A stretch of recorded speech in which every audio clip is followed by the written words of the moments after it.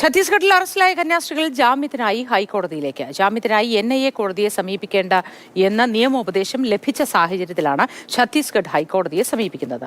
അതേസമയം കന്യാസ്ത്രീകളുടെ അറസ്റ്റിൽ സഭാ നേതൃത്വത്തിന്റേത് ഉൾപ്പെടെയുള്ള പ്രതിഷേധം ശക്തമാവുകയാണ്. വിഷയം പ്രതിപക്ഷം ഇന്നും പാർലമെന്റിൽ ഉന്നയിക്കും. അനൂപ് ദാസ് ഉണ്ട് വിശദവിവരങ്ങളുമായി നമുക്കൊപ്പം. Anoop Das, good morning. NIA കോടതിയെ സമീപിക്കുമ്പോൾ അത് രാജ്യദ്രോഹ കുറ്റത്തിന്റെ ഒരു രീതിയിലേക്കൊക്കെ കാര്യങ്ങൾ പോകാനുള്ള സാധ്യത ഉള്ളതുകൊണ്ടായിരിക്കും കൃത്യമായ നിയമോപദേശം കിട്ടിയത്. NIA കോടതിയെ സമീപിക്കേണ്ടതില്ല എന്ന്. ഒപ്പം ഈ പ്രതിഷേധം സഭയുടെ മറ്റും ഭാഗത്തു നിന്നും അതിശക്തമായി തന്നെ മുന്നോട്ട് പോവുകയും ചെയ്യുന്നു. നിയമ നടപടികൾ ഇനി അങ്ങോട്ട് എങ്ങനെയായിരിക്കും? ഈ പ്രതിഷേധത്തിന്റെ ഒരു സ്വഭാവം എങ്ങനെയായിരിക്കും?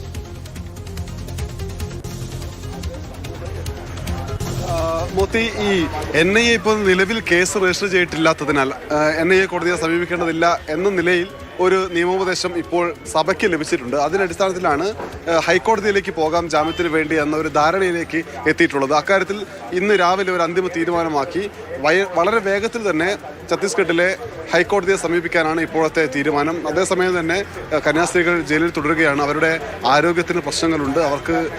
അവർ തറയിലാണ് കിടന്നുറങ്ങുന്നത്. സ്വാഭാവികമായി ജയിലിൽ അങ്ങനെയാണ് ജയിൽ പുള്ളികളെ കൈകാര്യം ചെയ്യുക. പക്ഷേ അതിലൊരു പ്രശ്നം, ഈ കന്യാസ്ത്രീകൾ രണ്ടുപേരും പല രോഗങ്ങളിലും മരുന്ന് കുടിക്കുന്ന ആളുകളാണ് എന്നൊരു പ്രശ്നമുണ്ട്.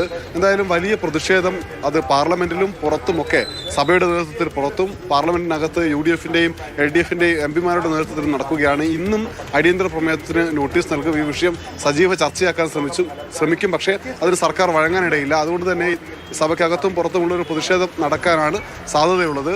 അതേപോലെ സിസ്റ്റർമാരുടെ സഹോദരങ്ങളും അവരുടെ നാട്ടിലുള്ള ആളുകളുമൊക്കെ ഇവിടെ ദുർഗിലും റായ്പൂരിലുമായിട്ട് തുടരുന്നുണ്ട്. അവരാണ് ഈ നിയമ പോരാട്ടത്തിന് വേണ്ടുന്ന സജീവമായ ഇടപെടലുകൾ നടക്കുന്നത്. ഒപ്പം തന്നെ കോൺഗ്രസിൻ്റെ 2 MLA-മാരുണ്ട്, റോജി M. ജോൺ ഉൾപ്പെടെയുള്ള MLA-മാരുണ്ട്. അവരും ഈ നിയമ പോരാട്ടത്തിന് സഹായം നൽകുന്നു. BJP-യുടെ നിയമസഹായം, ഒപ്പം തന്നെ BJP-ക്ക് വേണ്ടി കാര്യങ്ങൾ എല്ലാം നിയന്ത്രിക്കാൻ വേണ്ടി ഇവിടെ എത്തി അനൂപ് ആന്റണി ഇവിടെ തുടരുന്നുണ്ട്. പക്ഷേ അനൂപ് ആന്റണി പറഞ്ഞ രീതിയിൽ കാര്യങ്ങൾ മുന്നോട്ട് പോയിട്ടില്ല. അതുകൊണ്ട് തന്നെ ഇനി സ്വന്തം നിലയിൽ നിയമോപദേശവും മറ്റു കാര്യങ്ങളുമായി മുന്നോട്ട് പോകാമെന്ന ഒരു നിലപാടിലേക്ക് സഭ മാറിയിട്ടുണ്ട് എന്നറിയുന്നു.